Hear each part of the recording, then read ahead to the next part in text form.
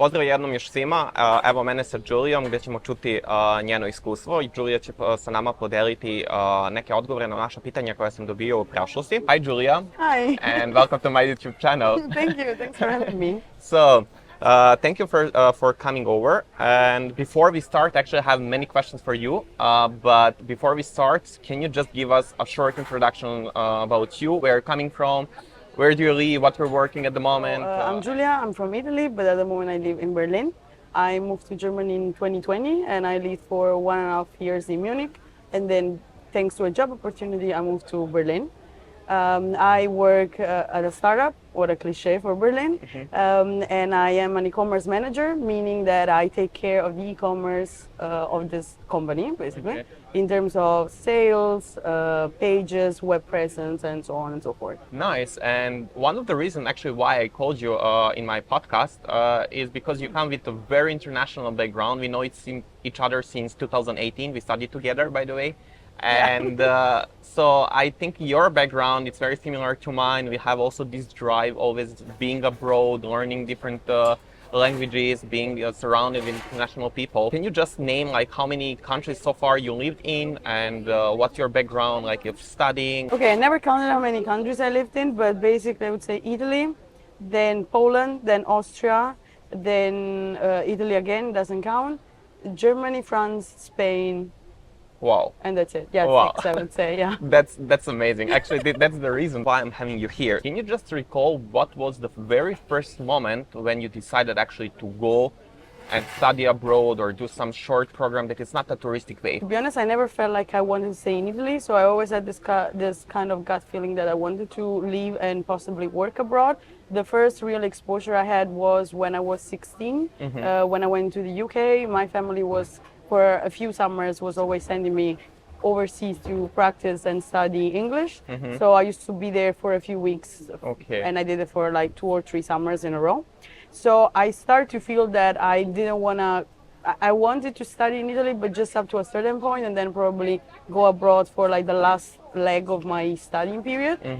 But the time I really decided to, when I really chose to study abroad was after my Erasmus. I studied for 6 months in Poland, and that felt very different from what I was used to in terms of studying, educational system, culture, language, everything. And I felt like I was missing out just by not moving abroad, just by staying in my little comfort zone. It really felt like there was so much more to do and to explore and to get to know, that I decided, I want to move abroad and study abroad. I met plenty of people who had very interesting experiences, very interesting lives, and I kind of like wanted to be like them. So I felt like I had to move abroad to experience more. Exactly, this was my point, because once we actually decided to go for a short stay abroad, in your case, you met people that are also coming with this desire and actually this goal, and then it kind of is easier to move. And what was the first feeling actually you coming to the UK or later to Poland as you decided to study for a semester? Can you recall how it felt? Like, okay, you're Italian, Italy is your home country, but actually you're now abroad, the different languages around you, you flew. So can you recall how you felt? Actually, the feeling I recall is a feeling of discomfort. So not nice feelings, to be honest. Because as I said, the main thing is that I felt like I was missing out, and I was already planning on my next steps. So I was in Poland and I was really enjoying my time there, but I started thinking, okay, but now the people I met are having great lives and they've already studied abroad. Some people were working and studying at the same time, so in one more country, not even in Poland. And I really felt like, okay, I go back to my boring routine.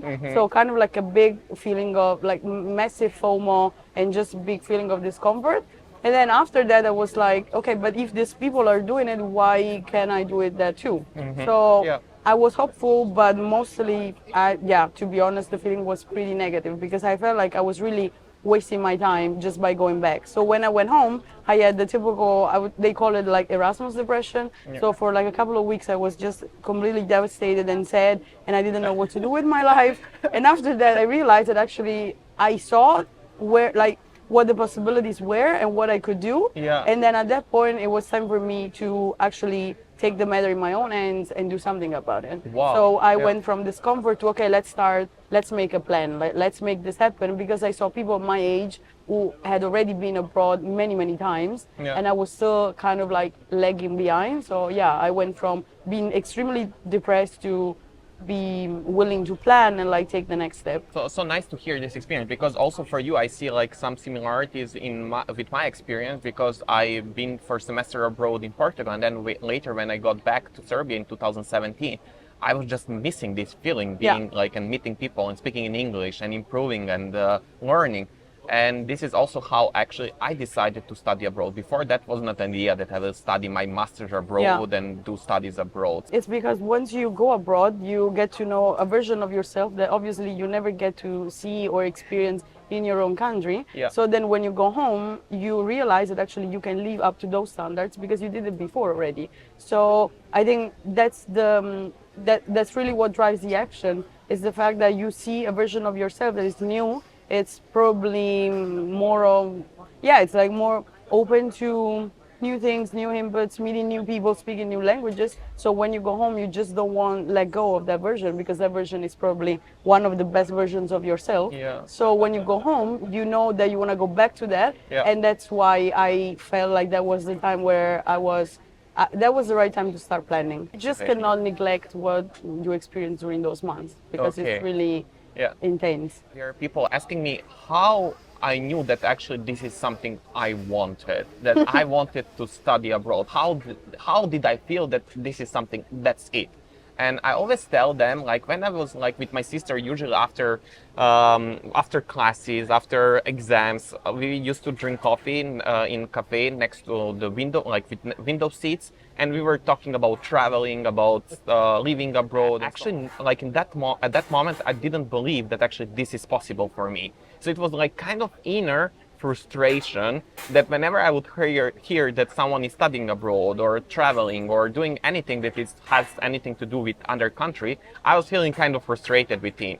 And this is how I describe. If it's like people that are watching this video and they think, okay, wow, they have an amazing life, and they identify themselves with us, I think this is the answer, what they want and what would be actually the next step. Okay, I think there's nothing in life that you can be 100% sure about. So there's no way you can be sure that this is the right choice for you or for your career. But in my experience, I can say that what really made me understand that I was on the right track was the fact that the plan was very exciting. So moving and studying abroad was very exciting.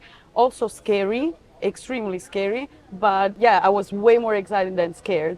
So I felt like, yeah, this is the right thing to do. It is scary because I'm moving to a country where I don't speak the language, where probably speaking English is not enough, or I won't have my family there, I will not have my support network. If I get sick, who's gonna help me? Yeah, this is scary, obviously. So you're brave then.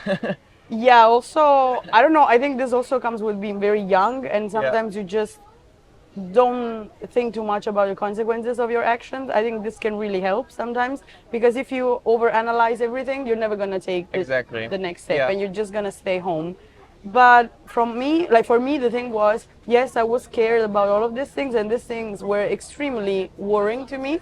But I also had the feeling that this is what I wanted to do. So it didn't matter how scared I was, I still felt extremely excited. So in my mind, there was always this thought saying, yeah, okay, probably if I get sick, no one is gonna help me. But what if I don't get sick and everything goes smoothly and I meet amazing people and I find an amazing job and I can do all the things I want to do in Italy, but I never had the chance to. So the comparison was always kind of like, there was a lack of balance between the fear and the excitement, because the excitement was always winning over fear. Wow, and that's how I felt that. This is really nice answer. But this is really scary. Like I get it, and I think the problem comes when you have to choose what to do. So a bachelor or a master program. Usually, when you need to make such big decisions, you're very young. So you don't have like a lot of exposure to what has been going on, probably because you lived all your life with your family, your parents. You only went to high school. I also come from a very small town, so I think it's pretty fair and like normal to be scared. But sometimes, like you can be scared all the time. Like you just have to do it. And then worst case scenario, one thing that really helped me was always thinking, I can always go back. Like my family will still be there. My friends will still be there. I will still speak the language because it's my own. So what can go wrong? Even if the worst thing I can think of actually happens, there's still someone who will take care of me. And also, even if you move abroad is not like a crazy place. It's another country with people, human beings that have your same needs and worries. So yeah, if something happens, you will definitely find someone who can help you. Yeah, wow. I'm very positive about the human beings in general. Yeah, exactly. It's like to us, maybe now it's simpler or easier to speak about this. But when we go like back some years ago, it was a mess. Exactly, it's like how you actually made the decision and so. But actually, you just forget. Like on the way, happen so many things that you don't think actually about this first step that you made. Yeah. And one point that you said that was actually crucial for me is like I said that I always can come back because this is your home and then your family will be there, you are visiting and so on. But actually you can always go back home. Yeah. And usually in Serbia people ask, do you plan to come back? Or do you plan to do I don't know, start your job after studies abroad? And I said, but why are you asking me such a simple question? Like it's easiest actually to pack your luggage and go back to your country. I think it's the easiest thing to do. Basically, you just book the flight ticket, you pack your stuff, and that's it. I think it's harder to stay and do all stuff to see who you are and what kind of version of you can become. Even though I think this is true, like you can always go back, but I think once you experience living abroad or studying abroad, it is really difficult for you to go back and adjust completely to what you left behind. Because I think you grow so much over such a short period of time that when you go back home, the family's still there, your city is still there, your bedroom, everything is the same, but you change a lot. Yes. Like you experience a lot. So it can be, I wouldn't say difficult, but definitely tricky to go back to your old self. Yeah. But yeah, this is something that you can do. Something that exactly with emotional and thinking about it, but actually like logistically you can always go back. Yeah, exactly. You said that you started with studying abroad, for example, first short stays in the UK, then Erasmus plus semester abroad in Poland, and then you finished Then I did another Erasmus. It was an Erasmus for traineeship in Austria. Okay. For 4 months or 5 months, 4 months. And then after that, this second Erasmus was in between. Basically, I just graduated, so from my bachelor, and I was waiting to start my master, and I was applying to master, so I didn't know yet where I was gonna go. So I had some free time, and I decided to apply, and I got the scholarship, so I went to Austria. So this was my second Erasmus abroad, so to say. And then in the meantime, I applied to our master program, and I got in. And then I started the 4-country journey. So how you decided for the MBS program? So what was the main decision criteria that you made? Okay, this is the master program that I want. Okay, so basically I had a lot of free time at the time because, as I said, that my bachelor was over and I had to just focus on what program I wanted to apply to. On the one hand, I really liked the version of myself living abroad, so I really like how I felt, I really like the experiences, and I knew that I wanted to apply to a master program that had some kind of international experience in it, either a semester abroad or a whole year. So I was only looking for programs that had this kind of opportunity. On the other hand, though, I was still kind of inexperienced, so I was not sure about going abroad and studying for my master abroad from day one. So I wanted this kind of mixture between staying in Italy, moving abroad, mixing. I was not really sure about that. So I wanted a bit of both.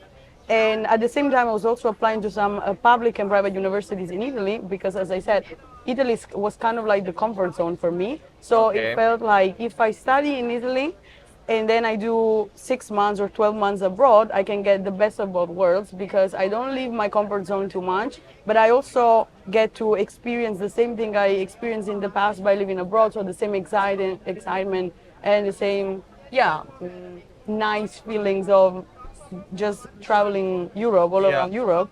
And then I found out about EMBS and I applied, and to me this really felt like the best of both worlds because I was still kind of studying in Italy for a semester. My degree was going to be recognized by the different country and different partners. And the master program was in English, which was and still is a very big thing in Italy. So because I didn't know if I wanted to continue living abroad or go back to Italy after my master, the fact that this whole master program was in English was going to be a very good a thing for my CV in case I went back to Italy, because this is, I would say, a skill, like an asset that is very valuable right now for Italian companies. So I felt Same like... for Serbian, I would say that this is also like... Exactly, yeah. So, the feeling was I get the best of both worlds. I get the international exposure, I'm still in my comfort zone, and I'm still kind of like checking all the boxes in terms of what my future employer might ask for in case I go back to my country, which... plot twist never happened because I live in Germany now. So. Okay. And I remember when we met in September, October 2018, actually, beginning of our program, I think you asked me, so why did you decide like to come to Italy, or why did you decide to enroll in this master program? And I said, I want to experience something different and more practical than Serbia, and like have more internships and so on, not just being like with the books. And they said, well, welcome you to the wrong country. Yeah. And then I still remember it's still this. True. So as an Italian, how you see as Italian, how do you see Italian universities and an Italian educational system? Okay, like I think one of the main problems of the Italian educational system is exactly this, that there's a lot of theory, and universities tend to be a bit out of touch and lagging behind. So and this obviously has an impact on job market. Yeah. Because what you learn in class when you go to an Italian university is probably not something that you're going to find ever again in the workplace. And I think this is a big flaw of the whole system. But on the other hand, I think it's very easy to go and study in Italy because there's like a lot of public and private universities, and public universities are very affordable. I would say a bit more expensive than German universities, but usually your fees and tuition are based on how much your family makes. Okay. And there's plenty of scholarships, especially for students coming from abroad, and especially for non-European students. So I think this is something that can really help you. And then, the culture and the language and just like the social dimension of studying in Italy, I think it's really cool because people are very friendly.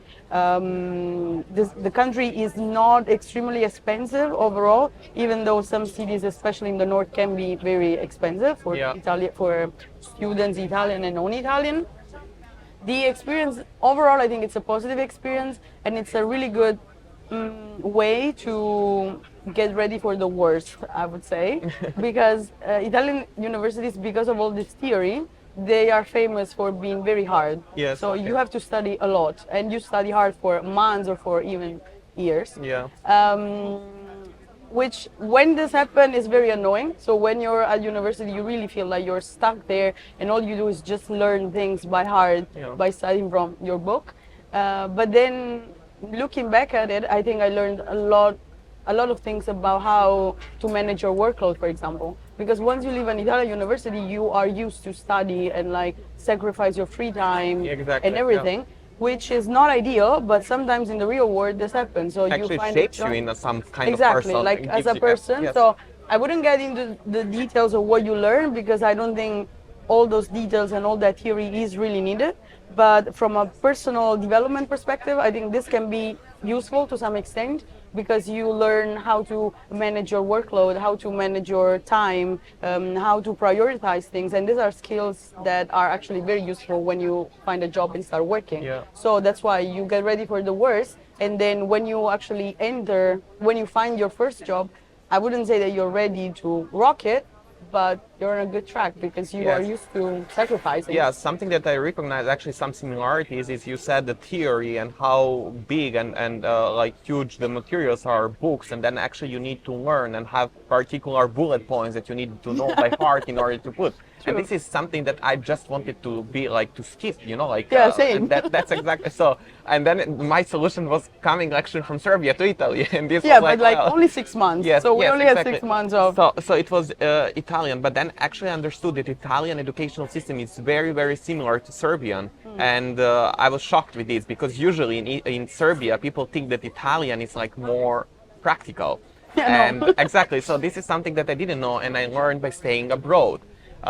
You also said like something that I can recognize while you were talking. It's like, so basically you forget some of the bullet points that you listed in subject X in 2014, 15. Like, I don't remember much. So, but I think something that stays is actually the personality that you build up and the person that this kind of experience shaped you into. So moving back to the topic, by staying abroad, actually it contributes to you. You grow as a person, you develop, you meet people, you try different types of food, you learn another language and this kind of stuff. So can you name some of the experiences or some parts actually that contributed to you to shape you into the person that you are today by staying and living abroad? Why you chose it to live abroad and study abroad over staying in Italy and in your home country? Yeah, I think the main reason why I decided to stay abroad, like from personal perspective, was that I always felt like I was missing out. This is also because I come from a small town in the south of Italy, so the whole topic of diversity, different ethnicities, different languages, just living life according to different standards and values was not a thing when I was a teenager in my hometown. So I felt like there were 7 billion people out there and I never had the chance to actually meet or talk to these people, speak another language. I just felt like, the world is running, like things are happening, and I'm here, like I'm stuck. I'm not doing any progress. So the main reason was I want to experience more, because there is more to life than my little hometown in the south of Italy. So this was the main reason. And then obviously, looking at how things are going in Italy, I didn't feel like it was fair to me, to my family, to who supported me also financially, to stay in a country that doesn't reward young talents, that doesn't pay enough. So salaries are very low in Italy right now, and I felt like for the effort that I put into my studies and the money and the resources that my whole support system put into my upbringing and education, this was not fair. So I wanted more, and I wanted to live like a comfortable life and be financially independent as soon as possible. And I wanted the best of both worlds. So I wanted to be happy as a person and knowing that I was experiencing the most I could experience, and on the other hand I wanted to start being independent and like having the opportunity to travel or to start a career, have like a solid work contract, just like have some kind of safety around me. Exactly, but at the same emotionally and financially. Yeah, but safety, but at the same time coming with on your own terms, like being excited and just having like this excitement and new stuff like on a daily basis, because you could have safety maybe at home, but this safety as a need was not enough, I would say. Yeah, it was not enough. Exactly. So then it's like safety, but combined with some, let's say, self-achievements or exactly. So something that you value. For me, it's really important, for example, to work in an environment where there are people from more than 10 different countries. And just accepting the fact that there's no standard procedure, but every person just works in a different way, and that's okay. And we just create a way of working together that is unique, because obviously it's given by the mix of people coming from different countries and speaking different languages. We all need to use the same language, we all need to adapt the way we work and interact with each other, and in the end this proves to work somehow. So for me, the main reason was, as I said, I just felt this very frustrating boredom, like I was bored. That was the main thing, and I felt like I was really missing out, and I wanted to get out of there and see what was out and what I could find. And then eventually, worst case scenario, I knew I could always go back. So thank you very much for sharing this. I think this is really important for people that are watching now and kind of they're some years behind, or we were there some years ago. So that's why I took you like from the moment where actually you didn't have any experience, then getting abroad, then deciding to study abroad. And one question, as you are now Giulia in August 2022, are you satisfied the way the person you are, and you are grateful to the previous versions and the decisions that you made in the past in order to be the person you are today? Oh, that's a big one. I'm satisfied. Obviously, this is a process, so it's not over yet, and I'm not where I want to be yet, but it's a process. And it's more like, it's like you keep doing things and you keep experiencing things, and I would say I am happy and I would go back and do the things I did. It's just like probably happy is not the right word, because happy for me, happy is kind of like the final destination, but I'm really satisfied with the choices I made so far, and I would, if I went back, I would make them again. I think it's pretty cool. Exactly. So if you were asked the same, or would you make the same decision if you went back like to 2017, 18, 16, whatever, would you make the same decisions? And why I ask you this Giulia from 2022, if you go back, two questions. What would you say to Giulia in 2017-18 or version of yourself that was making a decision to go and study abroad? What would you advise her, A? And two, what would you be grateful to her for? What would you say her thank you for? Okay, so the advice I would give to myself is be brave. Just don't think that just because there are people who have plenty of experience or like did crazy things that you didn't do or you didn't have the chance to do, it doesn't mean that your experience is less valuable or you cannot get into a program, a bachelor, a master, or whatever. Just go for it. Like, be brave, because that doesn't mean anything. Just because other people did other things, were given other resources, started from different starting points in their lives, that doesn't mean that you cannot make that too. So I would say, yeah, just go, be brave, apply to programs that you don't think will take you, just go for it, because you never know. Like, if you never try, you never know. So Exactly. just go for it. What I'm thankful though for is the fact that even though I had little to no experience in many things, I still took that first step that led me somewhere. So I'm really grateful and I'm really thankful, because even though I was scared and I like living abroad was giving me crazy anxiety, I still did it. So I still applied, even though this meant being scared and like writing recommendation letters while shaking. But I'm really grateful that I did, because that was the first step, and then things just fell in place with time. So yeah, if I never did that, probably I wouldn't be here, and we wouldn't be having this conversation right now. So Exactly. scary, but worth it. Just take that extra little. Thank you. Yeah, I think that this first step, that's why I took you from at the beginning, how you decided for this very first step, because actually this is something that we need like the most courage for, to take the, like, so it's not from 0 to 100, but it's from 0 to 1, because 99% of you're gonna figure it out on your way, but it's harder to take first step from 0 to 1, this 1%. Thank you very much for saying this. Just for the end, looking now, all people that are students now in Serbia and they are in their bachelor and they want to start their master abroad, and let's say that you have now Giulia's in front of the screens and watching this YouTube. So what kind of advice or what kind of message you would send to them now? If they want to leave and they want that this is their life, and someone tells, okay, I really like your life now, so I want this, how I can get it? So I would say just start from somewhere. That can be Googling the coolest master programs in your region, in your country. Just start doing something, just start moving and do it. Like, apply, even if documents are missing, you don't know, you don't have everything figured out, just start from somewhere.